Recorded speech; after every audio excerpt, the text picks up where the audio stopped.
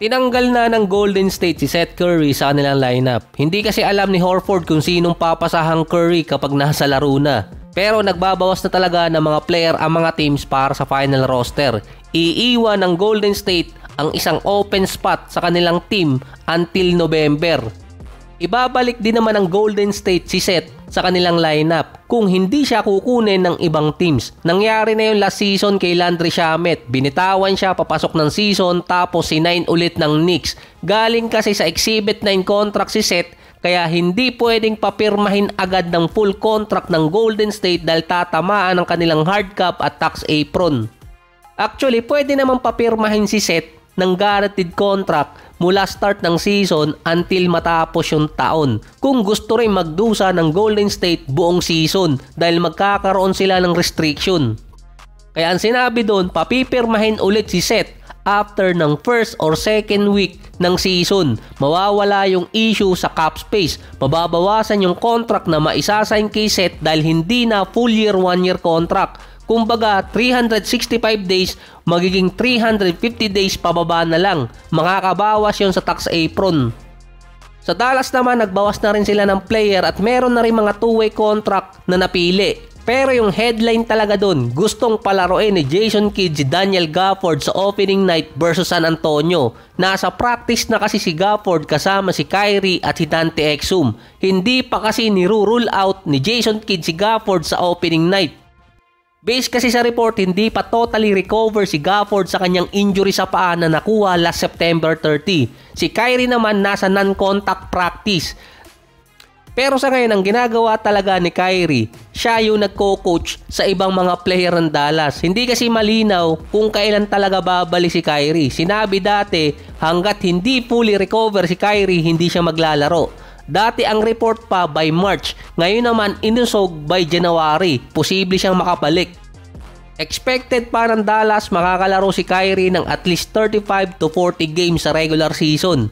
Habang nagpapagaling si Kyrie ang tumatayong isa sa mga assistant coach ng mga player sa practice, kasama niya si Phil Handy. Kulang din sa point guard ang Dallas sa ngayon na mukhang magiging Larry Bird talaga si Cooper Flagg. Sinashutdown ng ibang mga retired player ang comparison ni Larry Bird at Cooper Flagg. Pero gustong i-compare ng ibang mga retired player si Luka kay Larry Bird. Nung time kasi ni Larry Bird, 6'9 or 6'10 player na ball handler, may shooting at defense. Katulad ni Flagg ngayon, ang baseline pa ng game ni Flagg si Larry Bird mismo na idol niya. Pangalawa, nasa experiment din ni Jason Kidd na gawin number 1 position si Flagg kasi nagkakaroon ng issue silang dalawa ni Anthony Davis kapag nasa number 3 position siya. Kaya dino-double down at ayaw din i-promote di umano ng NBA si Flagg dahil tinatag na siya ngayong The Great White Hope katulad ni Larry Bird nung 80s. Samantalang si Anthony Davis walang listed injury papasok ng regular season. Hindi naman first time yun. Another star naman na mawawala sa opening night dahil si Domantas Sabonis nagkaroon ng hamstring injury at i-re-evaluate after ng 1 linggo. Ang Kings naman excited na nasa kanila si Russell Westbrook pero yung mga fans hindi excited. Ayon pa kay Coach Doug Christie, gusto niyang maging natural na Westbrook lang yung gagawin niya sa Sacramento. Makikita na naman yung pamosong super layup niya. Para ma-assign lang si Westbrook, binitawan ng Sacramento yung isa sa mga original member ng Beam Team para lang ma-assign si Westbrook sa $3.6 million sa loob ng 1 taon. Pinakawalan nila si Terrence Davis pero si Westbrook pang 7 point guard or guard sa lineup ng Sacramento. Pero trending ulit si Westbrook dahil parang naging totoo yung sinasabi ng ibang mga fans at ibang retired player na may sama ng loob si Westbrook sa Lakers dahil ginost niya yung isang fan na nagpapapirma ng jersey niya. Hindi niya pinirmahan at iniwasan niya yung batang may hawak ng Lakers jersey niya.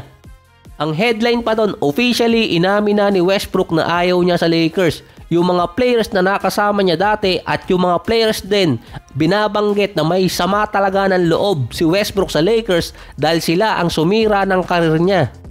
Dahil mabilis yung pagbagsak ng karir ni Westbrook after LA. Wala siyang injury noon, hindi katulad ng ibang mga player na talagang kaya bumagsak, alam nang merong injuring malala at hindi makaka-recover. 34 pa lang si Westbrook nung umalis siya ng Lakers.